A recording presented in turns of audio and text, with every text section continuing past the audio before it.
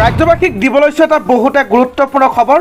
ৰাতিপুৱাৰে পৰা আৰম্ভ হোৱা অভিযানত মুখ্যমন্ত্ৰী হিমন্ত বিশ্ব শৰ্মাই এইমাত্ৰ মুখ খুলিছে। ডাঙৰ প্ৰতিক্ৰিয়া প্ৰকাশ কৰিছে মুখ্যমন্ত্ৰী হিমন্ত বিশ্ব শৰ্মাই। সবিশেষ জনাইছোঁ, ভিডিঅ'টো স্কিপ নকৰিব। শূন্য সহনশীল নীতি গ্ৰহণ কৰিবলৈ অসম আৰক্ষীক নিৰ্দেশ প্ৰদান কৰিছে মুখ্যমন্ত্ৰী হিমন্ত বিশ্ব শৰ্মাই। হয় বন্ধু বান্ধৱীসকল, মুখ্যমন্ত্ৰী হিমন্ত বিশ্ব শৰ্মাই ইতিমধ্যে টুইটাৰৰ জৰিয়তে টুইট কৰিছে যে শূন্য সহনশীলতা নীতি গ্ৰহণ কৰিব লাগে অসম আৰক্ষীৰ আৰু কাকো ৰেহাই দিয়া নহ'ব বুলি মুখ্যমন্ত্ৰী হিমন্ত বিশ্ব শৰ্মাই ইতিমধ্যে প্ৰকাশ কৰিছে।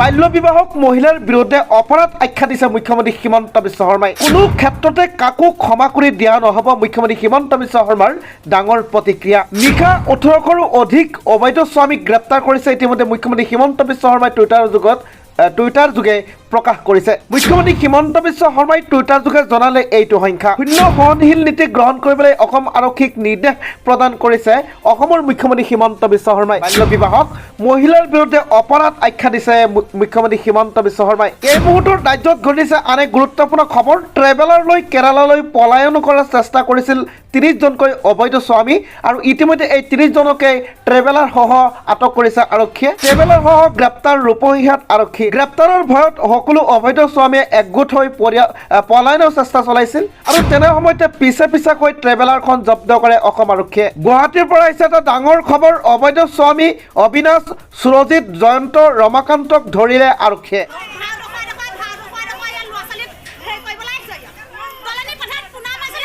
এইটো খবৰ ৰাজ্যবাসীৰ বাবে এটা বহুতে গুৰুত্বপূৰ্ণ খবৰ, গতিকে ভিডিঅ'টো স্কিপ নকৰাকৈ শেষলৈকে চাব। বৰ্তমানলৈকে 1280জন অবৈধ স্বামী আৰক্ষীৰ জালত পৰিছে আৰু ক'ত কোনটো জিলাৰ কিমান ধৰা পৰিলে আপোনালোকক সবিশেষ জনাইছোঁ। ভিডিঅ'টো অলপ স্কিপ নকৰাকৈ শেষলৈকে চাব। বৰ্তমানলৈকে 1280জনৰো অধিক অবৈধ স্বামীক জালত পেলাইছে।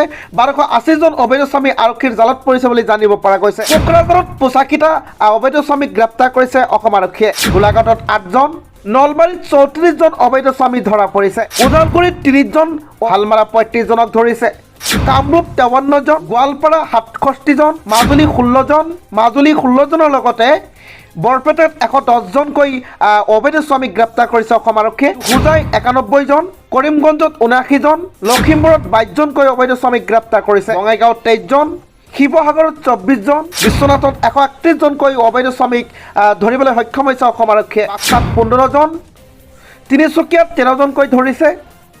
চিৰাঙত 40জন, নগাঁও জিলাত 74জন ধৰিছে অসম আৰক্ষীয়ে। ইতিমধ্যে খবৰ লাভ কৰা গৈছে। বৰ্তমানৰ সংখ্যা অনুসৰি আপোনালোকক কোৱা হৈছে ইয়াৰ সংখ্যা পুনৰ বৃদ্ধি পাব পাৰে বুলি ইতিমধ্যে অসম আৰক্ষীৰ ফালৰ পৰা জনোৱা হৈছে।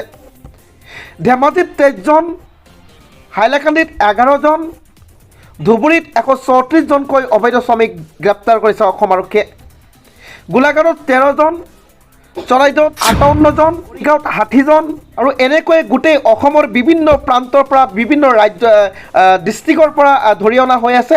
এইটো সংখ্যা পুনৰ বৃদ্ধি পাব। মুখ্যমন্ত্ৰী হিমন্ত বিশ্ব শৰ্মাই যি তথ্য প্ৰকাশ কৰিছে যে 50,000তকৈ অধিক স্বামী লগতে বিয়াত সহযোগ কৰা যিসকল ব্যক্তি কাজী পুৰোহিত সিহঁতকো ধৰি 50,000ৰো অধিক লোক জেলত যাব লাগিব বুলি আৰু যাবই লাগিব বুলি মুখ্যমন্ত্ৰী হিমন্ত বিশ্ব শৰ্মাই কৰিছে ডাঙৰ মন্তব্য।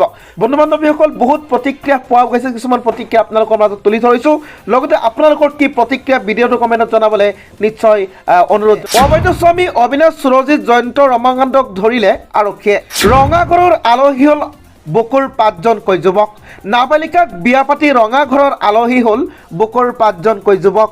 আটক কৰিছে সুৰজিত ৰাভাক, অবিনাশ ৰাভাক। আটক কৰিছে সুৰজিত ৰাভাক, অবিনাশ ৰাভাৰ লগতে আটক জয়ন্ত ৰাভা, ৰমাকান্ত ৰাভা আৰু জমিৰ উদ্দিন আহমেদক। অভিভাৱক এম বাহাদুৰ দৰ্জী আৰু VDPৰ সভাপতি কমলেশ্বৰ শৰণীয়াকো আটক কৰিছে অসম আৰক্ষীয়ে। বুকুৰ লেপগাঁৱৰ পৰা আটক কৰা হৈছে গোটেইকেইজনক।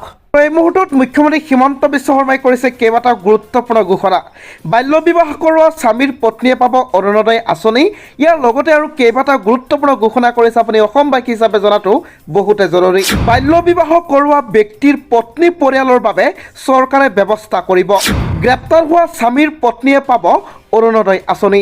অৰুণোদয় আঁচনিৰ জৰিয়তে সকাহ পাব পত্নীয়ে, এই মুহূৰ্তৰ গুৰুত্বপূৰ্ণ খবৰ বুলি ক'ব লাগিব।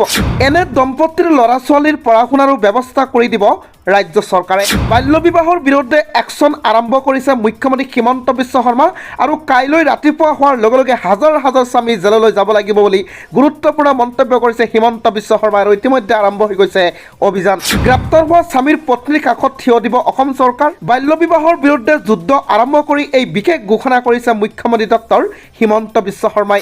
বাল্য বিবাহ কৰোৱা ব্যক্তিৰ পত্নী পৰিয়ালৰ বাবে চৰকাৰে ব্যৱস্থা কৰিব বুলি ইতিমধ্যে ডাঙৰ খবৰ লাভ কৰা গৈছে, আৰু অৰুণোদয় আঁচনিৰ জৰিয়তে সকাহ পাব পত্নীয়ে।